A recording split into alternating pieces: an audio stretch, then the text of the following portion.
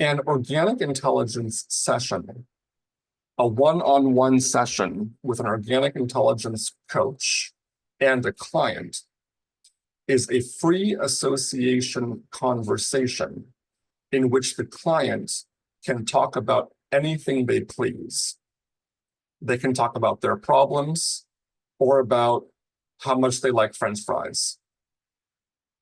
During the conversation, the organic intelligence coach is a real human being, a genuine and authentic human being who follows the client in the moment, attunes to them, and supports whatever is comfortable, pleasurable, or at least not increasingly painful.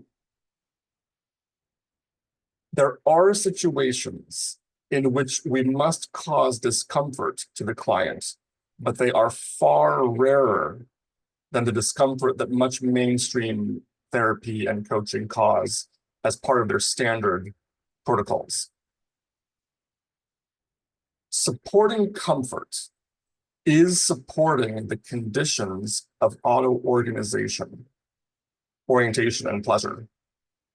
Being comfortable or moving closer to being comfortable moves a biology closer to more environmental awareness and within threshold pleasure, pleasure that's not too much for the biology to process. Supporting comfort can look like many different things, and there are many aspects to this. So here are just examples. Some clients want to be very negative and are uncomfortable being or trying to be positive. In this case, we join clients in negativity.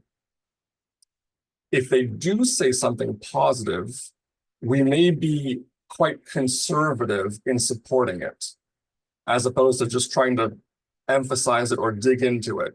That could cause discomfort in the client. They may think, I'm being very negative. I said one positive thing and you just jumped on that to get me to elaborate. I don't trust you. You're trying to manipulate me into being positive and not negative. So we really want to be attuned to the client and really join them where they are, not as an act, but genuinely. If a client is very negative right now or very negative in general, and that is their current comfort zone, we join it. And if in certain moments something positive comes out and they're comfortable with it a little bit, we may join them in the positivity, but not try to force it at all.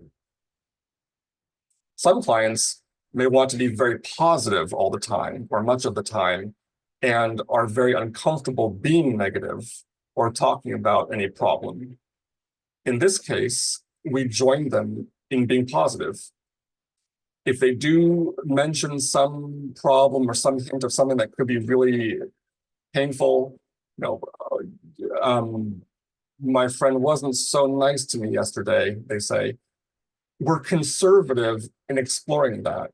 If overall the client feels this need to be positive and is comfortable being in that positive range and wants to avoid being negative, again, we're joining the client where they are, positive or negative, or neutral.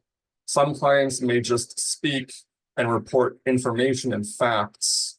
I went to a wedding here, they served prime rib or salmon.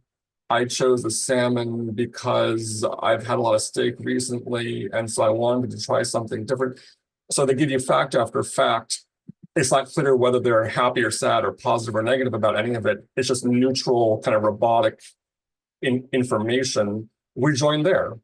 And if we secretly want the client to be positive or negative, or to have some kind of valence, positive or negative, we just have to keep that in check and join the client where they are in the moment.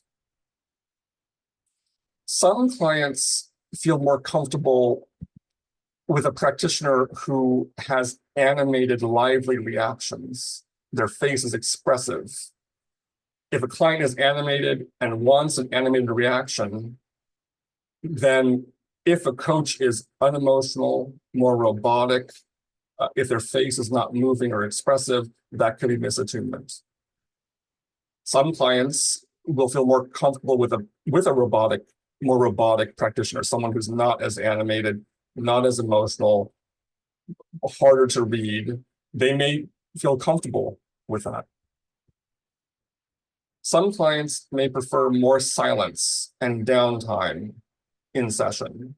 And if you, the coach, talk too much, or you're too quick to interrupt silence with a question or comment, that may unnerve them, and that would be misattuned. Some clients may feel uncomfortable getting a lot of questions, especially intense ones. How did that make you feel? What are you going to do about that? What do you want in life? Depending on the context, that could be too much, too intense. They may prefer that you take the baton and talk randomly about something for a while so that their intensity can modulate a bit, go down a bit. Some clients may be too uncomfortable if you're too silent, if you're staring at them, too much eye contact, and if you're waiting for them to say something. So speaking more yourself and spontaneously can often be a good thing. It stimulates orientation, actually. The client's attention must be drawn to the environment. You, the coach, are part of the environment.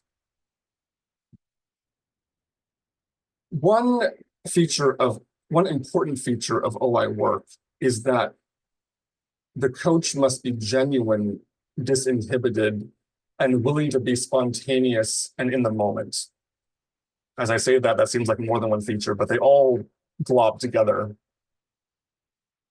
Because it's often in genuine, disinhibited, spontaneous behavior in the moment from the coach that clients' biologies will go in an organizing direction.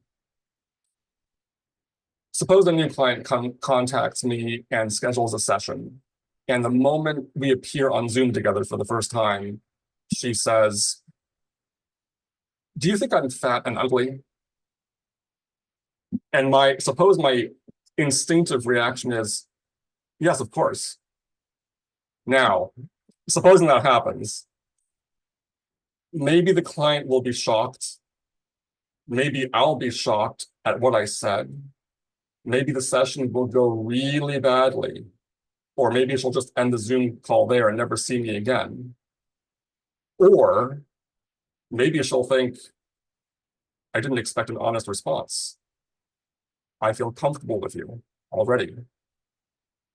We have to be real, spontaneous, take risks, and learn from in-the-moment feedback in session.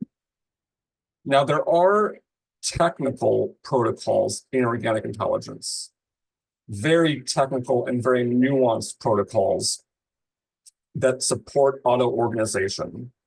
They can involve tracking every inhale and every exhale of the client, tracking tiny movements of the body, such as the shoulders and neck and head, tracking skin coloration, eye movements, many others. But the technical advanced protocols are beyond the scope here. The fundamental is to attune to the client and to support comfort, which they often do not get from other therapy or coaching, because so much of the mainstream wisdom advocates discomfort.